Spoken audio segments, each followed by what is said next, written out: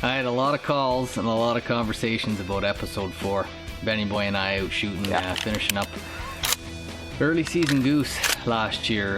That day couldn't have turned out any better. The one with we were shooting the silhouette birds. They were coming in the sunlight. There was just enough fog to take the shine off that lens, eating up them decoys right in front of us. We actually had a blind set up for the camera that day.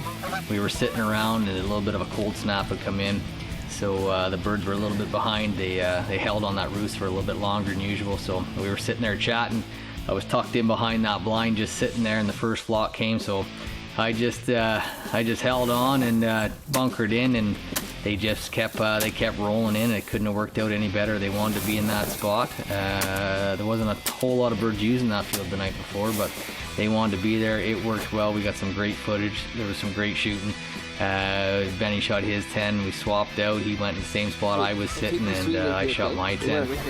And it worked out really well. The morning before, we had shot another field, and there were big flocks hitting. We filmed it from the fence line. There was big flocks hitting those decoys, and there's early season goose is great. The limit's up 10 birds a guy, and lets you know, we have some hunts. They go by pretty fast. There's a lot of work to get all those decoys out there to shoot 5 birds. So it's nice to have that early season. You get out there, 10 birds each. Makes the hunts a little bit longer, and do lots of shooting. Lots of booming, and it's great.